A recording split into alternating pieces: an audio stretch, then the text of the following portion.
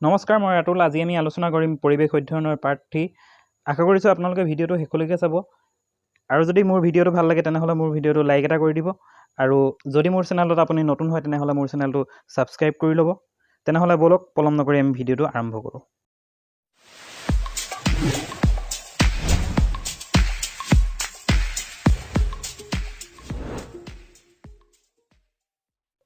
প্ৰথম প্ৰশ্ন, তলৰ কোনবিধ উদ্ভিদৰ যৌগিক পত্ৰ থাকে?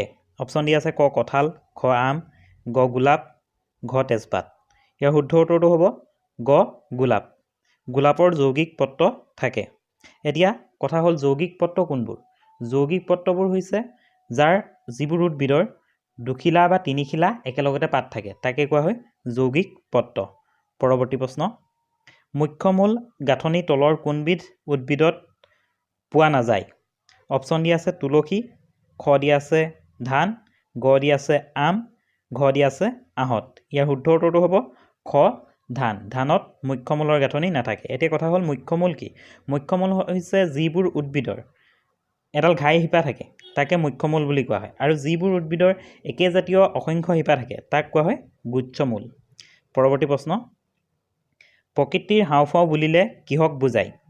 অপশ্যন ডি আছে নদী, খ দি আছে মৰুভূমি, গ দি আছে অৰণ্য, ঘ দি আছে সমুদ্ৰ। ইয়াৰ শুদ্ধ উত্তৰ হ'ব অৰণ্য। প্ৰকৃতিৰ হাওঁফাওঁ বুলিলে আমি অৰণ্যক বুজোঁ। পৰৱৰ্তী প্ৰশ্ন, দূষিত পানীৰ পৰা কোনটো ৰোগ হয়? অপশ্যন ডি আছে কেঞ্চাৰ, খ দি আছে কাহ, গ দি আছে বাৰ্ড ফ্লু, ঘ দি আছে জণ্ডিছ। ইয়াৰ শুদ্ধ উত্তৰটো হ'ব ঘ জণ্ডিছ। পৰৱৰ্তী প্ৰশ্ন, সেউজীয়া উদ্ভিদে খাদ্য প্ৰস্তুত কৰাৰ বাবে তলৰ কোনটো প্ৰয়োজনীয় নহয়? অপশ্যন ডি আছে ক সূৰ্য পোহৰ, খ তাপ, গ বায়ু, ঘ পানী। ইয়াৰ শুদ্ধ উত্তৰ হ'ব তাপ। সেউজীয়া উদ্ভিদে আহাৰ প্ৰস্তুত কৰিবৰ বাবে তাপৰ কোনো প্ৰয়োজন নাই। পৰৱৰ্তী প্ৰশ্ন, প্ৰাণীক অক্সিজেনৰ দৰকাৰ হয়। অপশ্যন ডি আছে আহাৰ প্ৰস্তুতৰ কাৰণে, খ দি আছে আহাৰৰ পৰা শক্তি পাবলৈ, গ দি আছে চলাফুৰা কৰিবৰ বাবে, ঘ দি আছে আটাইকেইটা। ইয়াৰ শুদ্ধ উত্তৰ হ'ব আহাৰৰ পৰা শক্তি পাবলৈ। আহাৰৰ পৰা শক্তি পাবলৈ প্ৰাণীক অক্সিজেনৰ দৰকাৰ হয়। পৰৱৰ্তী প্ৰশ্ন, উদ্ভিদৰ খাদ্য প্ৰস্তুত হয়। অপশ্যন ডি আছে পাতত, খ দি আছে শিপাত, গ দি আছে কাণ্ডত, ঘ দি আছে আটাইকেইটাত। ইয়াৰ শুদ্ধ উত্তৰ হ'ব ক পাতত। পৰৱৰ্তী প্ৰশ্ন, পৃথিৱীৰ উপৰিভাগত থকা গেছীয় আৱৰণটো হ'ল? ক দি আছে জলমণ্ডল, ঘ দি আছে ভূমণ্ডল, গ দি আছে বায়ুমণ্ডল, ঘ দি আছে জৈৱমণ্ডল। ইয়াৰ শুদ্ধ উত্তৰ হ'ব গ বায়ুমণ্ডল। পৃথিৱীৰ উপৰিভাগত থকা গেছীয় আৱৰণটোক আমি বায়ুমণ্ডল বুলি জানো। পৰৱৰ্তী প্ৰশ্ন, অগ্নি নিৰ্বাপনত কি গেছ ব্যৱহাৰ কৰা হয়? অপশ্যন ডি আছে ক হাইড্ৰজেন, খ কাৰ্বন ডাই অক্সাইড, গ অক্সিজেন, ঘ এটাও নহয়। ইয়াৰ শুদ্ধ উত্তৰ হ'ব খ কাৰ্বন ডাই অক্সাইড।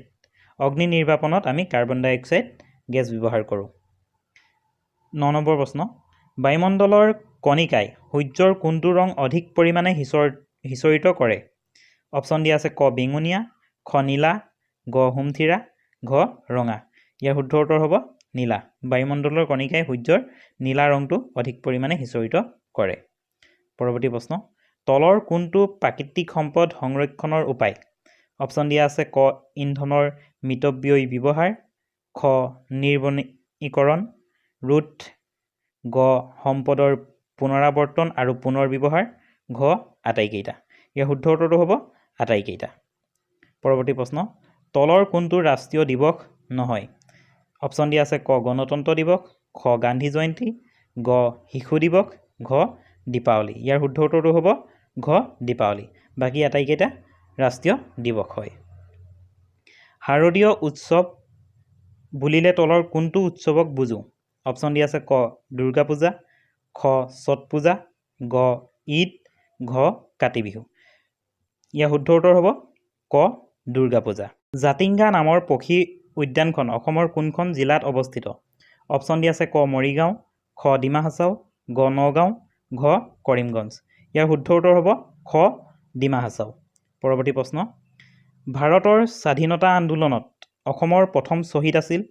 অপশ্যন ডি আছে ক কনকলতা, খ মুকুন্দ কাকতি, গ কুশল কোঁৱৰ, ঘ পিয়লি ফুকন ইয়াৰ শুদ্ধ উত্তৰ হ'ব ঘ পিয়লি ফুকন পিয়লি ফুকনক 1830 চনৰ 26 জুলাইত ফাঁচি দিয়া হৈছিল তেওঁৱেই আছিল প্ৰথম শ্বহীদ পৰৱৰ্তী প্ৰশ্ন তলৰ কোনখন জিলাই বিদেশী ৰাষ্ট্ৰৰ সীমা স্পৰ্শ কৰা নাই অপশ্যন দিয়া আছে ক বাক্সা খ গোলাঘাট গ কুকুৰাঝাৰ ঘ কৰিমগঞ্জ ইয়াৰ শুদ্ধ উত্তৰ হ'ব খ গোলাঘাট গোৱালপাৰা আৰু বঙাইগাঁও জিলাক সংযোগ কৰা ব্ৰহ্মপুত্ৰৰ ওপৰৰ দলংখন হ'ল ক দিয়া আছে শৰাইঘাট দলং খ দিয়া আছে কলীয়া ভোমোৰা দলং গ দিয়া আছে বগীবিল দলং ঘ দিয়া আছে নাৰায়ণ সেতু ইয়াৰ শুদ্ধ উত্তৰ হ'ব ঘ নাৰায়ণ সেতু পৰৱৰ্তী প্ৰশ্ন ৰাভা মহিলাসকলৰ এবিধ সাজ হ'ল অপশ্যন দিয়া আছে ক এগে গাছৰ খ কিংখাপ গ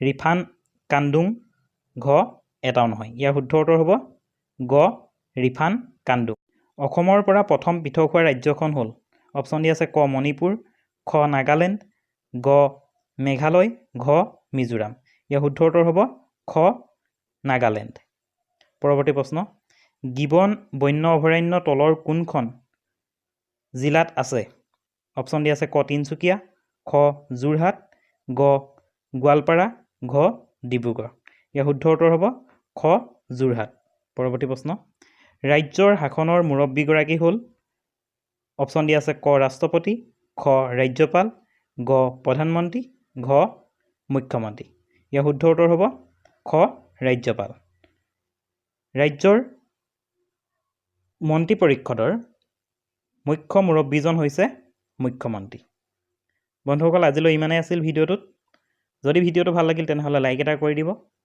আৰু যদি আপুনি মোৰ চেনেলটোত নতুন হয় তেনেহ'লে মোৰ চেনেলটো ছাবস্ক্ৰাইব কৰি ল'ব ধন্যবাদ